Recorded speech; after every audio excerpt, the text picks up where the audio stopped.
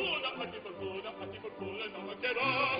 Noi non peccatum della città, noi non peccatum della città, della città, della città, della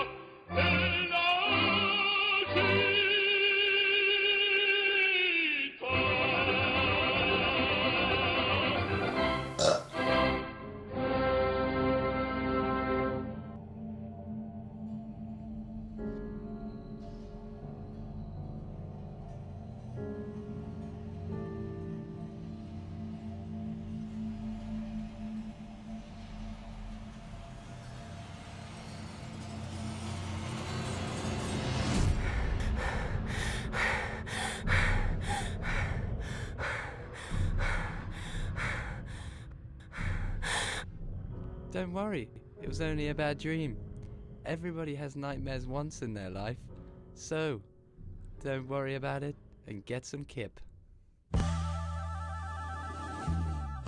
For human beings, sleep is an essential part of living. It is just as healthy for you as eating, drinking, and even breathing. Research has shown that we will spend on average a third of our lifetime in a sleeping state. This really does ask the question, are we lazy or are we just human? When you look at a lot of kind of groundbreaking, discoveries, scientific theories, that kind of thing, these ideas often came to people during periods of rest. My name's Dr. Luke Shulrook and I'm a counselling psychologist with the Adult Mental Health Service here in Jersey. It's very common for people to have sleeping problems. I guess, we live in a 24-hour society. There's all sorts of stresses and demands placed on people, and I think it leads to a lot of problems with people in terms of body clock regulating their rhythms and sleep. So it varies from person to person. It's actually quite rare for people to come to us with insomnia as their main problem, because generally sleep problems are most commonly a symptom of something else, some other underlying disorder, and it's usually by dealing with that you get to deal with the sleep problem too. You may describe sleeping as a pit stop, refueling your mind for the day ahead. But for many people, it pays not to stop off. Whether it be relationship problems or even schoolwork, we're all faced with our own stresses. And Luke believes that stress has a very negative impact on the way you sleep. Do you have any sleeping problems?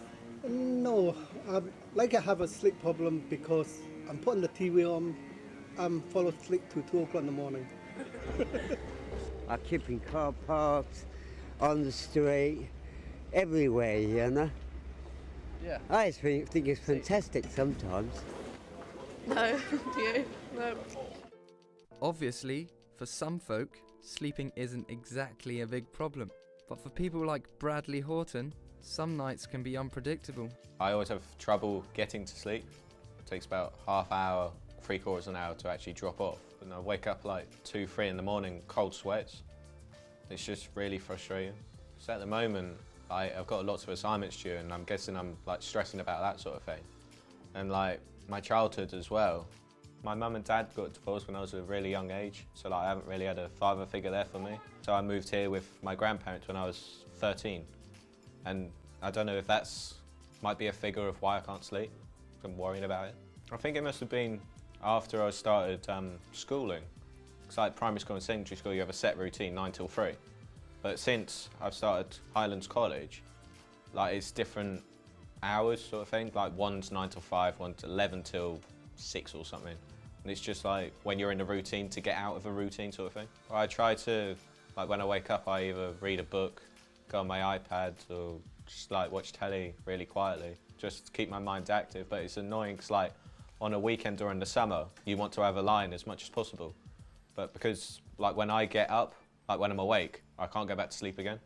Teenagers and students are a great example when it comes to sleeping problems or disorders. You know what I mean? The majority of us are zombies, and we basically spend our day-to-day lives in a daydream. And if not, well, congratulations, or should I say, congratulations. As teenagers or students, 8.5 hours is the minimum amount of time you should be spending your night asleep. I asked the question to students studying at Highlands College. Do you think the stress of student life affects your sleep? Yeah, I don't get as much sleep as I could. Like, I'm usually worrying about college or having to wake up in the morning. I have great dreams and I wake up thinking about stuff I want to do and paints. So it's kind of cool. But then I've been in really stressful situations work-wise. Not really. Like, no, just kind of put it away and then just go to sleep. I listen to music a lot before I go to bed, so, and watch movies. As a student myself, sleeping has become pretty much a hobby. And in the comfort of my own home, away from pen moustaches and shaved eyebrows, I'm going to do a little experiment. Tonight, I'll be setting up a camera in my room to record myself as I sleep. The reason being, I want to find out what I actually get up to when my mind is at rest. So all I've got to hope for now is that I'm not in the next room rearranging cupboards. Sweet dreams. Often, I guess a brief overview. When people think about sleep, they think about us just lapsing into some kind of, catatonic state for 8 hours and then we wake up and we get on with the rest of our lives. But actually, when we're asleep, our brains and our body is actually quite active. So we've got kind of 4 different main stages of sleep, so that's stage 1 through stage 4, and that represents, I guess, a sort of gradual movement from light sleep, so an almost waking state where you're just kind of nodding off, through to very deep sleep where it's much more difficult to wake somebody.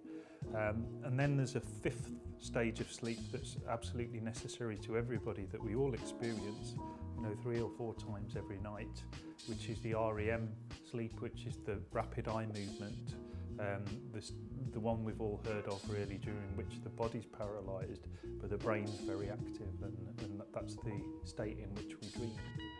So, what's the best fix? What helps you?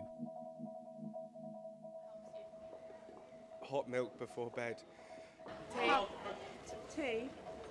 Nice cup of tea. Having a film on. Yeah, sometimes a drink.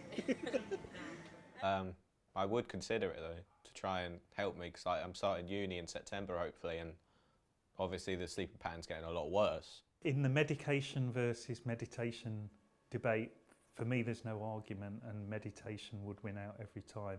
Anything that helps you to achieve that state of relaxation, maybe through meditation, it may be through exercise, it may be through yoga, all these sorts of things are going to help induce that state of relaxation that's going to help you to sleep. Believe it or not, people can even control their dreams in their sleep. And if this doesn't persuade you to take all this information and use it for yourself, bad things could happen. Seriously though, we all do need our sleep. And if you are having problems, then you can easily schedule an appointment with your own Luke Shubrok. In fact, why don't you just take this pillow and try it for yourself now?